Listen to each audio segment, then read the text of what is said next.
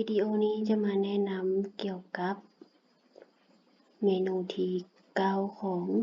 ระบบสมาร์ทโฟนเมนูที่9นี้จะเน้นเกี่ยวกับประวัติป .5 และตั้งค่าสอบเสียง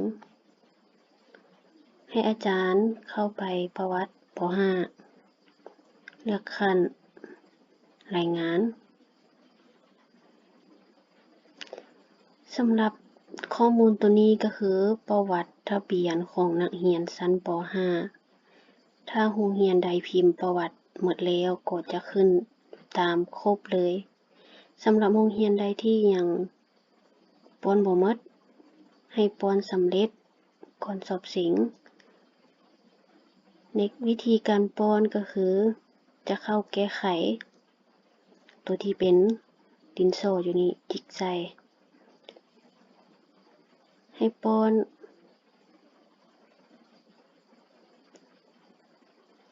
ชื่อนามสกุลให้กวดสอบให้ถูกต้องกับทะเบียน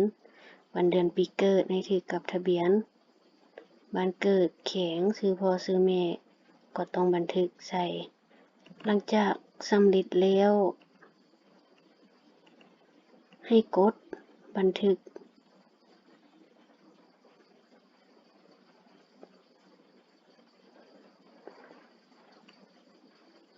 ยกตัวอย่าง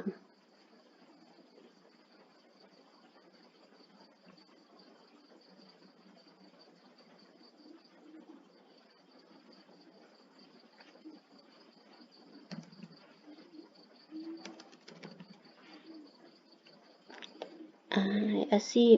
ก็ต้องใส่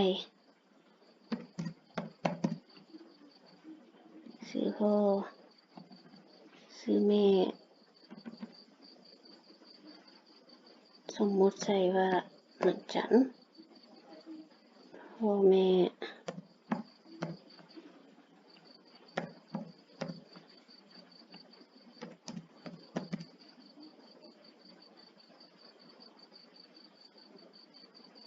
เบอร์โทร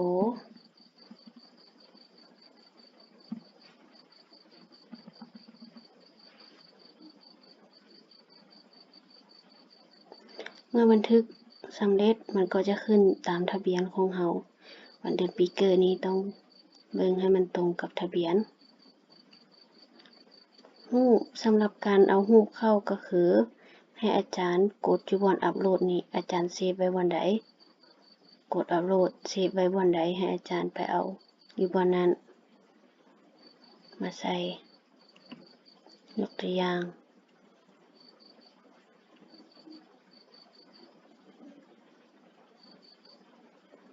ถ้ามันเป็นแบบนี้โรงปีนโรงของ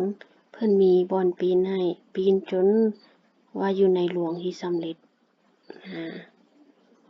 อาจจะบ่แม่นรูปนี้ลงรูปนี่ก็คือบอนลบออก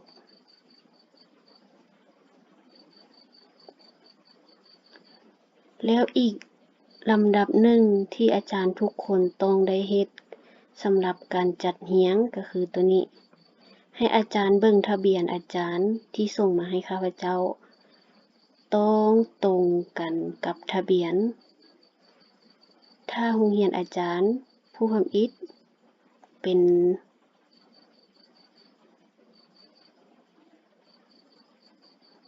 ชื่อปริญญาเราเป็นผู้ทำอิฐให้อาจารย์ใส่หมายเลข1วันเจริญเป็นผู้ที่2ให้อาจารย์ใส่เลข2นาคเกษณเป็นผู้ที่3ให้อาจารย์ใส่ผู้ที่3มีนาเป็นผู้ที่4ให้อาจารย์พิมพ์ใส่ที่4อาสันเป็นผู้ที่5อาจารย์ต้องเรียงให้มันตรงกับทะเบียนที่อาจารย์ส่งมาให้ข้าพเจ้าอยู่ในคันเหมืองเรียงเขียนใส่เลขตามลำดับหลังจากนั้นมันจะเรียงให้อัตโนมัติกดรายงานผู้ที่เรียงสำเร็จจะอยู่ลุ่มจะเรียงให้อัตโนมัติผู้ที่1ที่2ที่3ที่4ที่5เรียงจนสำเร็จ ตั้งแต่ผู้ทำอิฐจนฮอดผู้สุดท้ายที่อาจารย์ส่งมาให้มันตรงกันเพราะว่าเวลาที่ข้าพเจ้าเอาคะแนนสอบสิ่งเข้ามันจึงจะตรงกับคะแนนของนักเรียนผู้นั้นอันนี้แม่นวิธีการจัดเรียงให้มันตรงกับทะเบียนที่ส่งมาให้คันเมืองให้เฮ็ดหมดทุกคนตัวนี้สำหรับ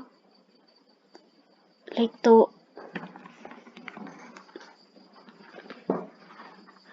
วิธีการใส่เลขโต๊ะก็คือการออกบัตรห้องสอบบัตรห้องสอบในปีนี้เราได้เฮ็ดคันเมืองได้เฮ็ดให้แต่อนาคตอาจได้เฮ็ดเองแต่เราจะบอกวิธีในการออกบัตรสำหรับการใส่เลขโต๊ะหลังจากที่เราเรียงสำเร็จแล้วอยู่ในขั้นป .5 เกี่ยวกับทะเบียนจัดเรียงหั้นแล้วสำหรับเลขโต๊ะให้อาจารย์มากดนี่กด2ครั้ง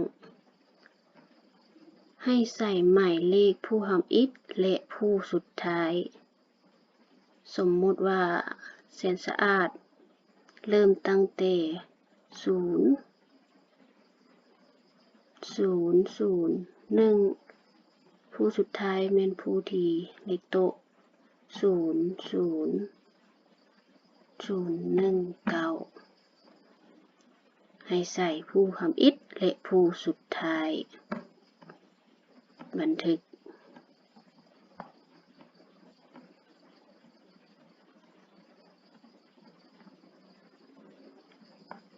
กดรายงานเลขโต๊ะมันก็จะหลั่นให้เองสำหรับเมนูตั้งค่าสอบเสียงตัวนี้เมนูนี้แม่นใช้สำหรับการตั้งค่าศูนย์สอบเสียงเวลาออกบัตรศูนย์สอบเสียงของเฮาก็จะปรากฏขึ้นยกตัวอย่างของปฐมแสนสะอาด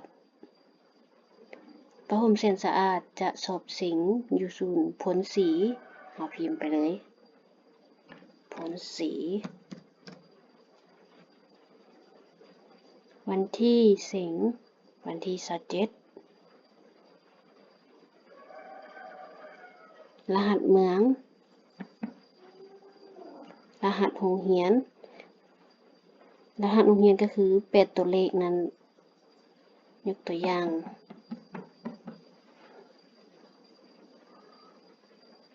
หลังจากนั้นปอรหัสโรงเรียนแล้วให้บันทึกมันก็จะสำเร็จเฮามาเบิ่งการออกบัตรเข้าห้องพิมพ์บัตร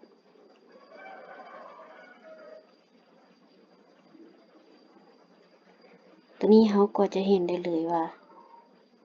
ชื่อวันเดือนปีเกิดบ้านแข็งบางคนสำหรับบางคนที่ป้อนข้อมูลเรียบร้อยมันจะออกมาอย่างนี้ศูนย์สอบเสียงวันที่เสียงเลขโต๊ะต่างๆอันนี้แม่นวิธีเกี่ยวกับเมนูตั้งค่าสอบเสียง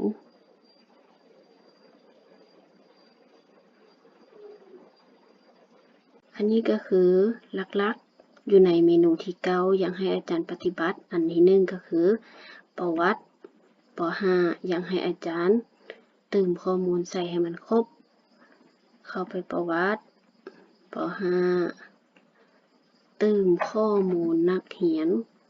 ก็คือตัวนี้ให้มันครบชื่อพ่อชื่อแม่วันเดือนปีเกิดให้มันครบ2ก็คือการจัดเรียงลำดับให้มันตรงกับทะเบียนที่ส่งมาให้คันเมืองอันนี้ก็ต้องจัดเรียงชื่อให้มันตรงกันถ้านางกอยู่อันดับที่1จัดเรียงต้องใส่อันดับที่1อันนี้ก็คือสำคัญในการแล้วก่อนสอบเสียง